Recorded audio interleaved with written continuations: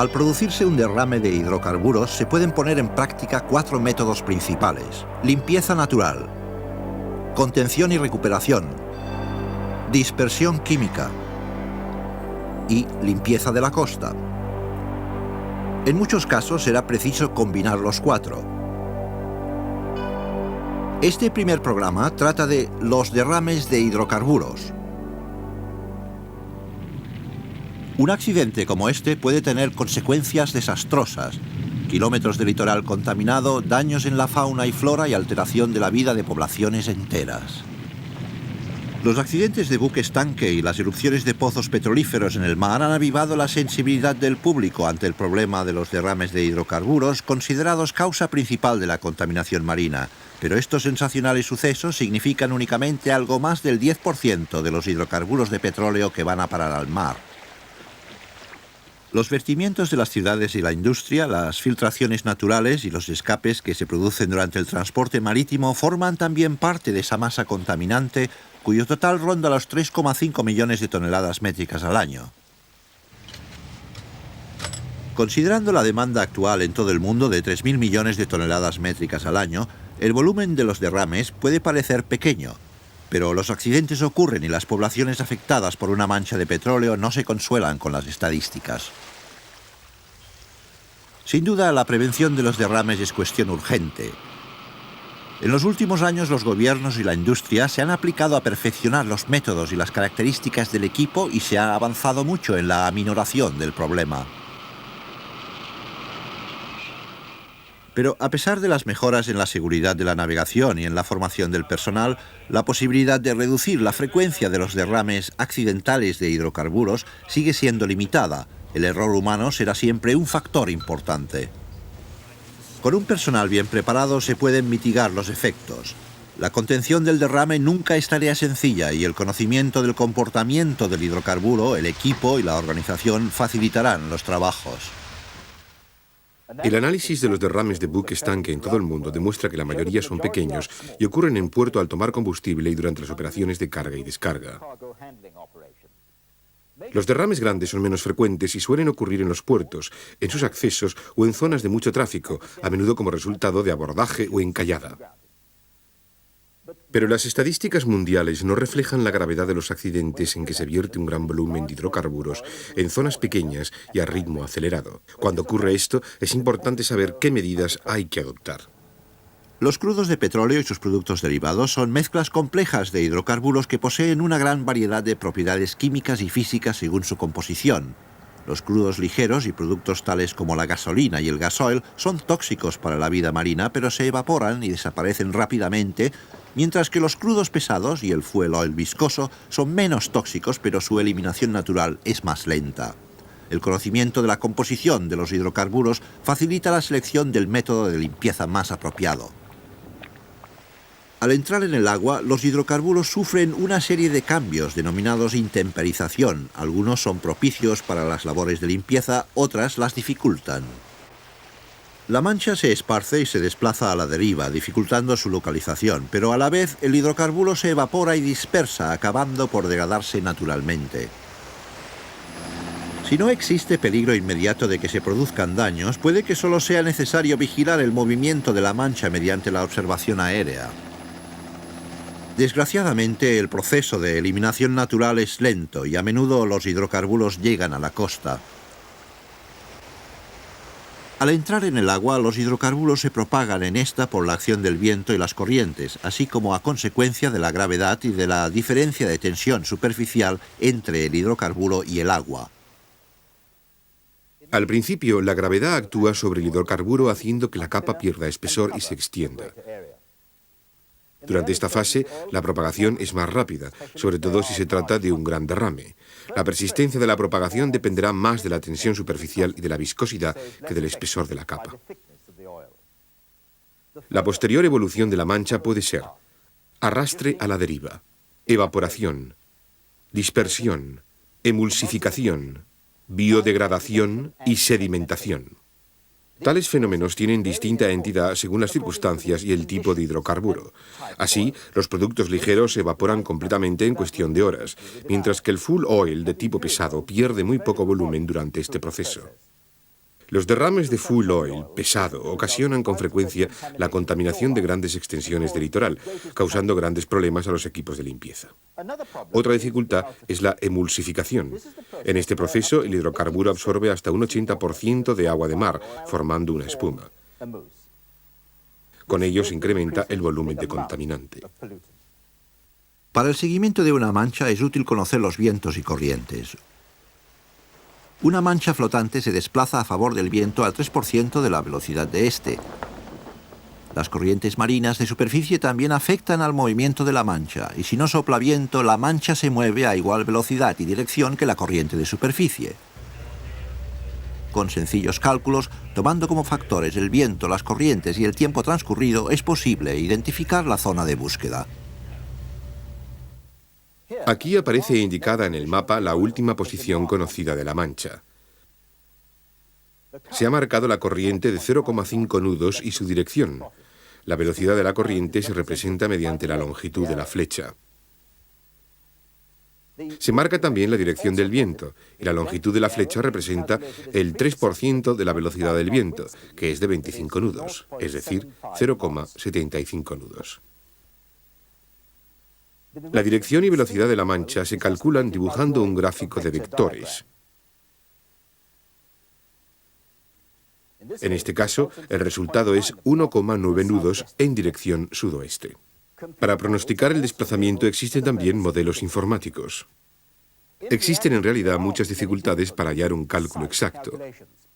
Las corrientes del litoral o las condiciones locales del viento pueden ser desconocidas o pueden variar, alterando así el pronóstico del movimiento de los hidrocarburos. Por eso, el método más eficaz de reconocimiento puede ser una búsqueda sistemática en escalera. El aparato que se utilice en la observación aérea debe tener buena visibilidad global e instrumentos de navegación adecuados. Según la distancia entre la mancha y la costa y la extensión de la zona afectada, se utilizarán aviones o helicópteros de 1 o 2 motores. Las condiciones atmosféricas, la dirección del vuelo y la capacidad de combustible pueden dificultar las operaciones. Es imprescindible estudiar el plan de vuelo con el piloto antes de despegar para evitar errores durante el vuelo. Se recomienda a los pilotos que elijan una dirección de vuelo adecuada para atenuar los efectos de la calígine y el deslumbramiento que ocasiona el mar. En estos casos se recomienda también el uso de gafas de sol polarizadas. A veces se utilizan instrumentos más complejos. Algunos dispositivos de radar permiten determinar la posición de una mancha y con ciertos sensores se puede deducir su espesor. Si no se dispone de tales instrumentos, se recomienda efectuar los primeros reconocimientos volando sobre la zona a poca altura. Las algas, las formaciones submarinas, la sombra de una nube y los desagües de las cloacas pueden inducir a errores de observación. En este caso, el vertimiento no es accidental, a juzgar por la pequeña zona afectada, la simetría y el lugar. Más tarde, la tripulación localiza varias franjas de hidrocarburos. Un vuelo rasante confirma la observación y se les pide un cálculo del volumen.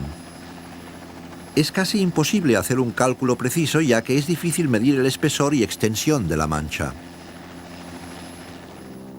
En este caso, los cálculos se efectúan volando a una velocidad constante sobre la zona de espuma y de brillo plateado. Se localizan las posiciones mediante instrumentos de navegación especiales. Se anota la duración de cada pasada al tiempo que se toman fotografías para su posterior estudio. La comunicación directa por radio con el puesto de control permite adoptar con rapidez las medidas apropiadas. El conocimiento del tipo de hidrocarburo y del espesor de la capa puede ser de gran importancia para calcular el volumen de la mancha. En este caso, la proporción entre la zona de espuma y la capa brillante se calculó de 1 a 9. Según los reconocimientos efectuados desde el aparato, la zona total afectada es de alrededor de 14 kilómetros cuadrados. Por lo común, la espuma tiene aproximadamente 1 milímetro de espesor, mitad agua y mitad hidrocarburo. En este caso, la espuma constituye una décima parte del total de la zona afectada y podría contener hasta 700 metros cúbicos de hidrocarburos. La capa brillante, que ocupa el 90% de la superficie, tiene un espesor de 1 milésima de milímetro y solo contiene 1,5 metros cúbicos. Estos cálculos demuestran la importancia de saber distinguir entre la espuma y la capa brillante.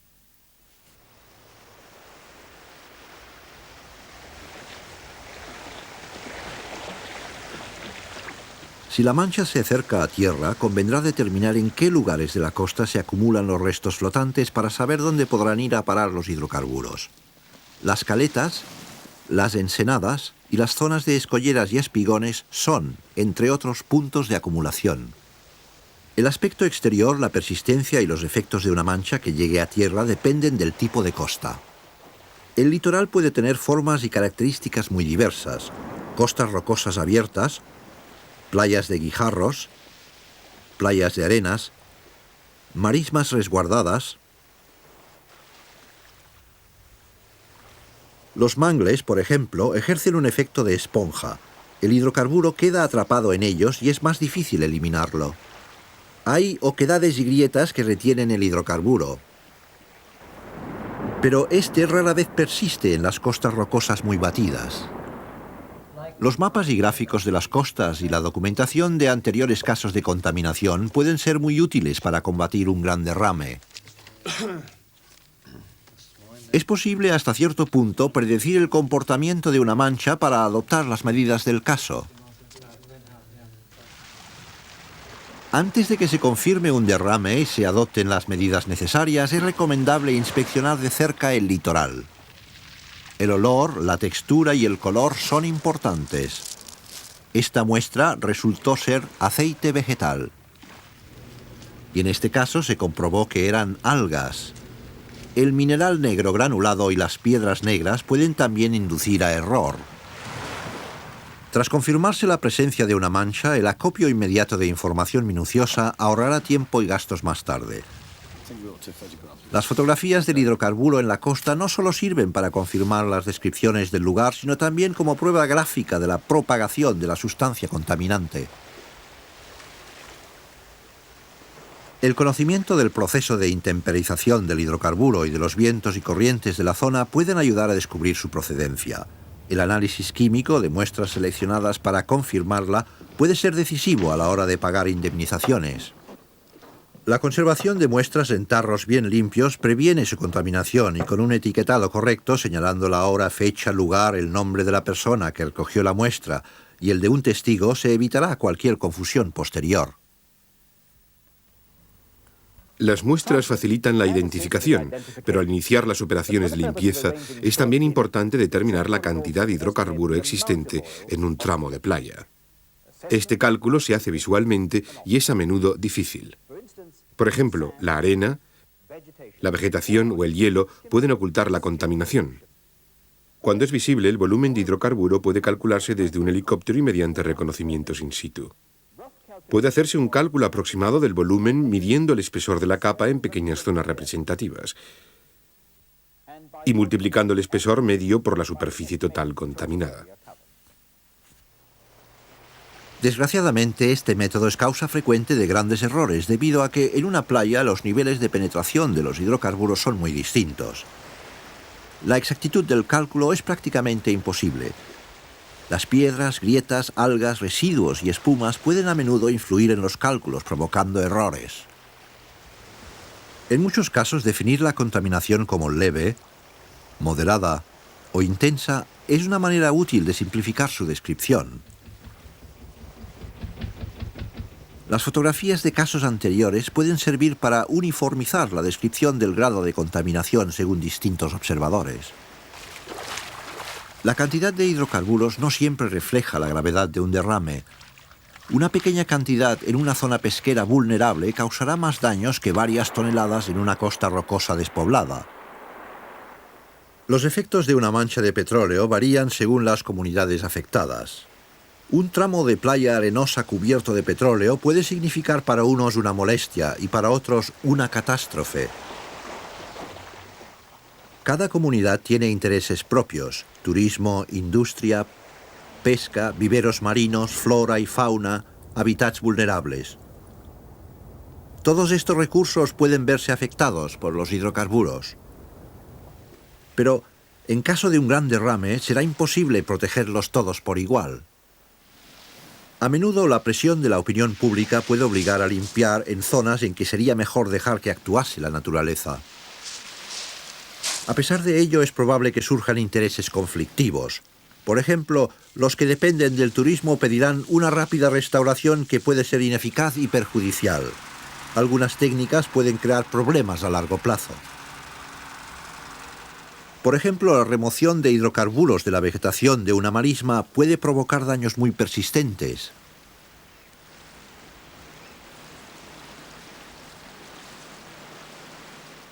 El jefe de un grupo encargado de los trabajos de limpieza de un derrame debe ser consciente siempre de estos problemas.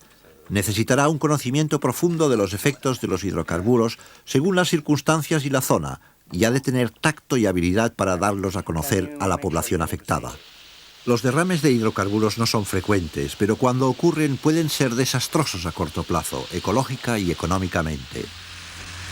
Mucha gente, autoridades, administradores y empresarios han caído en la cuenta con la experiencia. Es muy fácil demorar la adopción de medidas preventivas de un mal improbable, pero tal actitud ha sido causa frecuente de lamentaciones. El gasto en programas de formación rendirá su fruto algún día. La organización, coordinación y planificación favorecen el trabajo cotidiano. Para ayudar a prepararse ante un eventual derrame de hidrocarburos, con este documental se intenta explicar el comportamiento de esas sustancias desde su derrame y hasta que alcanzan el litoral, algunos métodos para detectar y localizar derrames y diversas maneras de evaluar la contaminación. Al producirse un derrame será preciso adoptar importantes decisiones, sobre todo la opción de si dejar que los hidrocarburos se disipen naturalmente o limpiar la zona afectada. Los temas de los 4 documentales siguientes son contención y recuperación, utilización de dispersantes, limpieza de la costa y planificación y operaciones. El grado de preparación ante un eventual derrame nunca se podrá considerar excesivo. La formación, la planificación y los ejercicios prácticos pueden evitar casos como este, o este, o este. Los derrames de hidrocarburos no son muy frecuentes, pero siniestros como este han ocurrido y ocurrirán de nuevo.